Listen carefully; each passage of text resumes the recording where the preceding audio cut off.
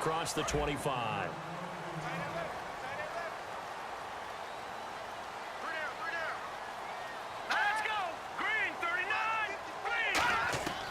They'll try and start this drive in the air. And incomplete as he was knocked as he threw it. And it took the ball off course. Well, that plays a statistic that's going to go on the defensive team stat sheet. Won't necessarily reflect in ours, right, the overall game sheet.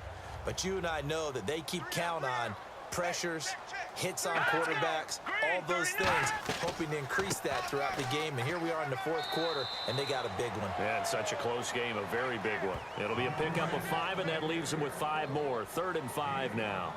Frustrating for a defense, energizing for an offense. Finding a way to create that type of yardage in your running game, that'll make the guys carrying the ball very, very happy. And he'll lose yardage here, going down back at the 28.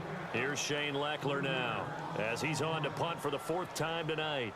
No matter what defense is called versus a running play, linebackers are telling the defensive guys up front, you take care of the offensive line, keep us uncovered, let us run to the ball, we'll make big plays. Well, that paid off there. All the guys up front, the big fellas, they controlled the 5 offensive linemen. That allowed the linebackers to see the openings, sprint through the gap, and snuff that play out in a hurry.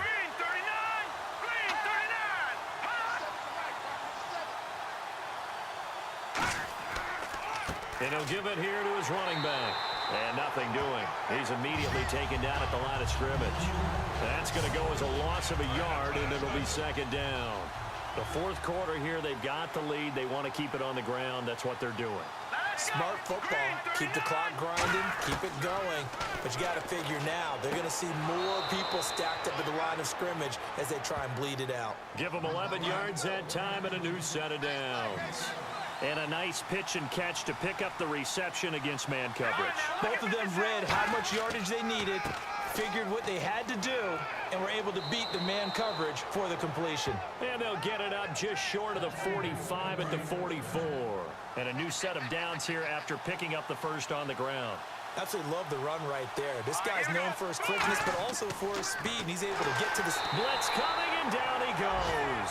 The sack recorded. It's a loss of 5, and now it's 2nd down. Now, we talk about players blitzing all the time. I often laugh and sometimes call it just straight-ahead pursuit. What a running start right back to the backfield for him. Yeah, it really didn't give anybody a chance to get up there and stop him. No, I mean, that's really, really difficult. You're asking a whole lot anyway, but when he gets that kind of a start and comes through clean, oftentimes the advantage definitely goes to the defensive player. They come out here in the eye. They'll set up to throw. And down he goes. The 49ers get there. It'll go as a loss of about 6, and now it brings up 3rd. Time for a break. We'll come back, see what transpires after this. They'll come out in the pistol. And to give this time to the tailback. Oh, nice spin. And the 49ers going to take another timeout. And now following that timeout, the defense back out onto the field.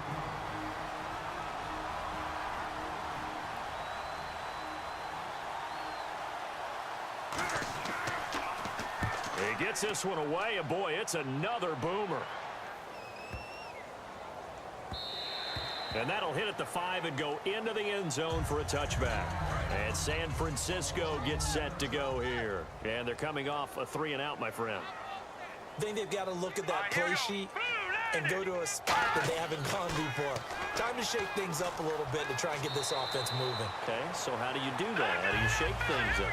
You look at what you've called before, realize it hasn't worked Go to so something well, else. and maybe you try and find one of those special plays from one of your better players, and maybe try and hit something big and get things going in the excitement area. And he'll get it up near the 35, right at the 34 here. It's a 7-yard gain there, and it's good enough to move the chains. And now they're in the hurry-up. Back to throw. And the tip there altered the ball flight, and it falls incomplete. It'll be 2nd down. So incomplete on first. Let's see what 2nd down has in store. You got to give some credit. They're able to hop up in the air and bat that one away. And that's frustrating for an offensive lineman because the only recourse is when he goes in the air to try and give some type of pop or a shove, hoping to bring his arms down. Not too many things get to a quarterback of this magnitude, but I think it's safe to say that pressure can get to any quarterback. And he's obviously a great franchise quarterback, but felt the pressure, threw it incomplete. Down 7, and they've got to go for it here on 4th down. He's back to throw. They've got his man complete. A big-time play there on 4th down, 32 yards. They'll come up with split backs in the backfield. And with just over 40 seconds now remaining, he gets up and spikes it. Offense looking to avoid a 3rd and long. It's 2nd and 10.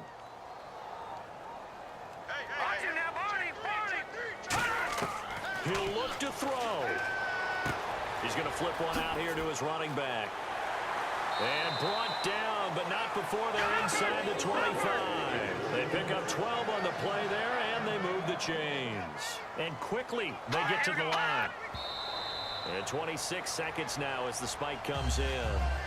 So 2nd and 10 here.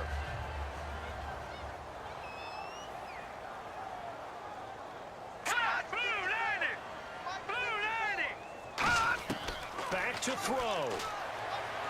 Finding his safety valve here. That's complete. And down inside the 15, shy of the 10. Now hold everything here. We're going to get a timeout by the offense. It'll be their 3rd and final timeout, so as they talk things over, we'll step aside. They'll look to throw. Throwing for his running back, and he's got him complete. Call it a 3-yard gain, and that'll make it a 2nd down. And the offense moving quickly to the line. And they're able to stop it here on the spike with 3 seconds remaining. Long drive. The defense just cannot seem to catch a break and get off the field. So 3rd and 7 and an extra defensive back on the field here. Definitely want to play coverage here. They'll look to throw here. And it's incomplete. So their final drive comes up empty. And with that, the ball game is over.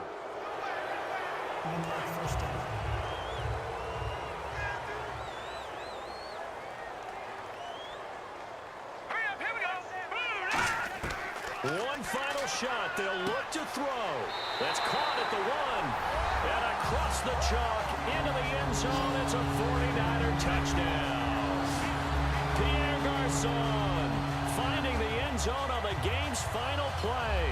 And the 49ers are within an extra point of tying this thing up. And that touchdown means a decision has to be made. Do they kick the PAT and tie it up? Or do they go for 2 and try and win it right now? Now for the all-critical extra point. And no sweat. He puts it through, and we are tied here in the 4th.